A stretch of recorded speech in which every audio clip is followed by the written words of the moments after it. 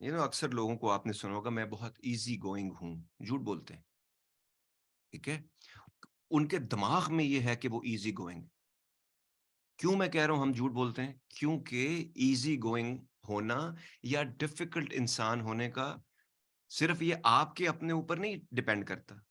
आप अपने साथ इजी गोइंग हैं। अगर आप ये कहें ना कि मैं अपने साथ एक इजी गोइंग आदमी हूं, मुझे अपने साथ ज्यादा कोई कॉन्फ्लिक्ट नहीं होते।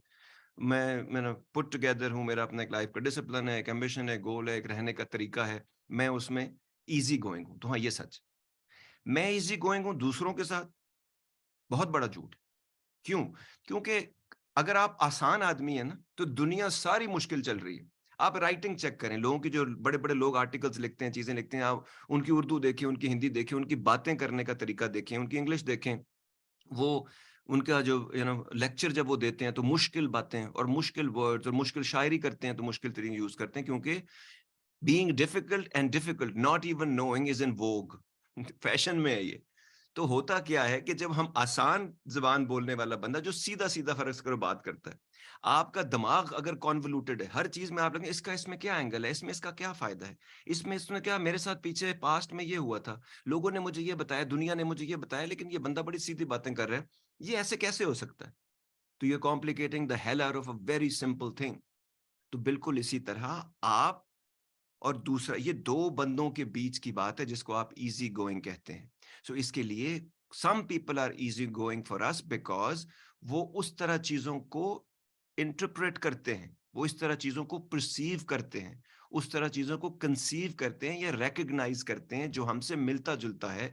तो उनकी बातें, उनके एक्शन और उनके साथ चलना हमारे लिए थोड़ा आसान हो जाता है।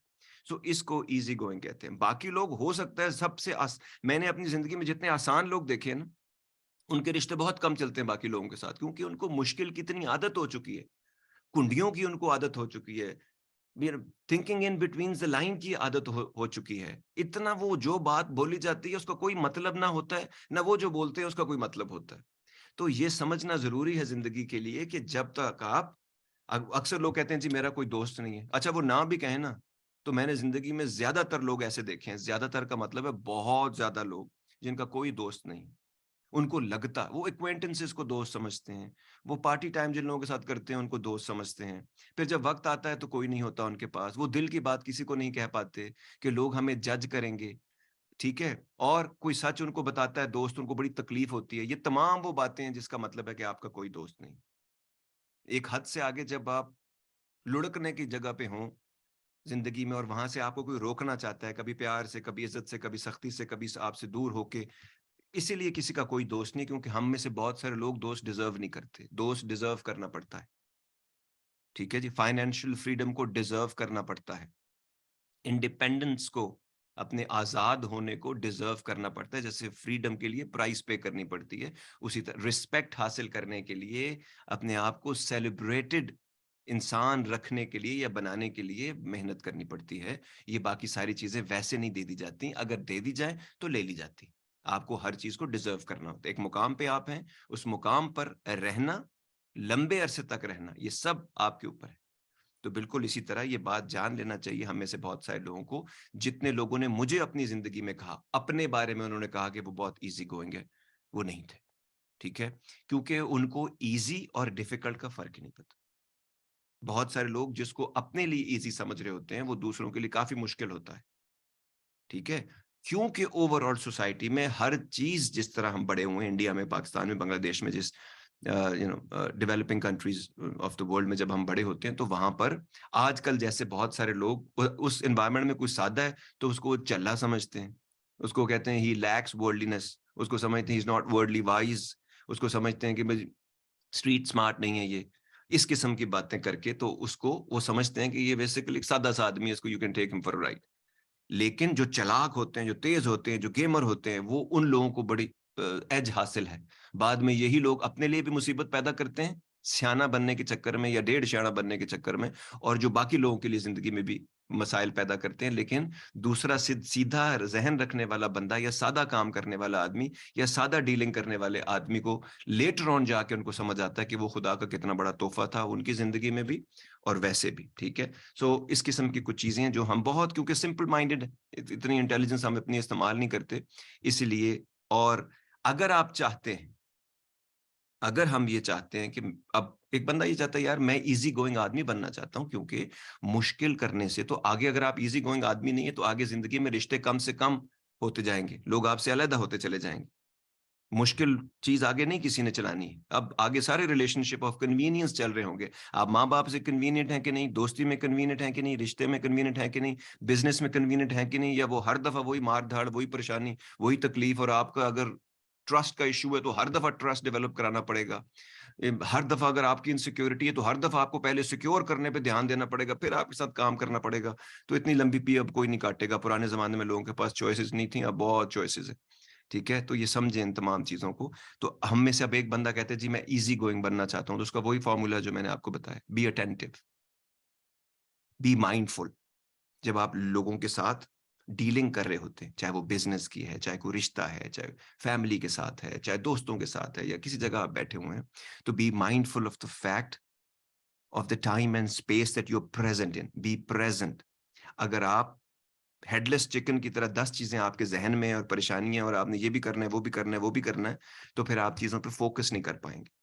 तो जब आप कम काम करते हैं तो आप ज्यादा बेहतर तरीके से उसके ऊपर टाइम लगा सकते हैं। ठीक है, इसीलिए हम लोगों को, हम सोच नहीं सकते, क्योंकि सोचने के लिए कुछ चीजें रिक्वायर्ड हैं जो हमारे ऐसे, हम इसलिए से अच्छा खाना नहीं आप बना सकते, क्योंकि उसके लिए जो इंग्रेडिएंट्स कम होते हैं जब आपके पास, तो वो खाना वैसा नहीं बनता।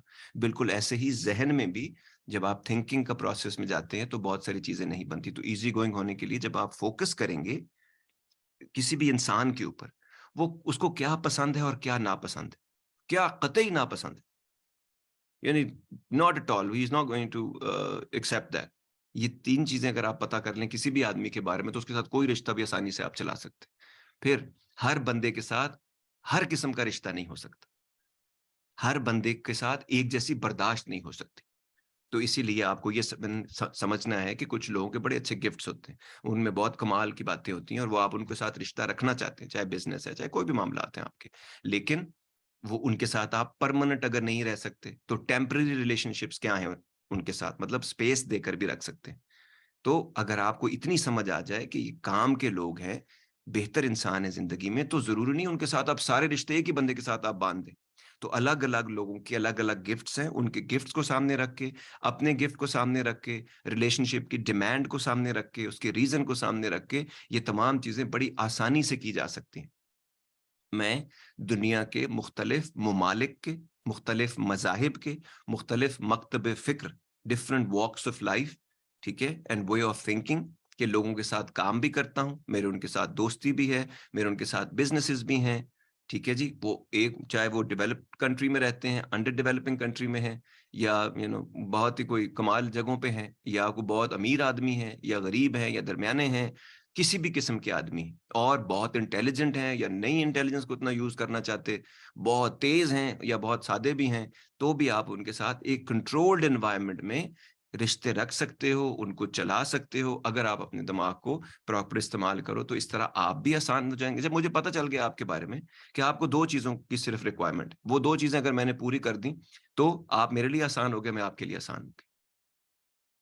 लेकिन अगर वो 2 चीज़ें मैं नहीं करता और 10 और चीज़ें मैं कर रहा हूँ आपके लिए, तो फिर मेरी और आपकी कम्युनिकेशन कभी भी एक लेवल पर नहीं हो पाएगी। कम्युनिकेशन लेवल पे नहीं हो पाएगी तो अंडरस्टैंडिंग नहीं हो पाएगी, अंडरस्टैंडिंग नहीं हो पाएगी तो जो एक्शंस लेंगे उसके बाद, उसके कॉन्सिक्वेंसेज़ में हम दोनों एक-दूसरे के लिए मुश्किल हो जाएँगे। तो ये जानना बहुत ज़रूरी है। It's actually a process. So अगर आप चाहते हैं इन चीज़ों को सीखना, तो आप सीख सकते हैं।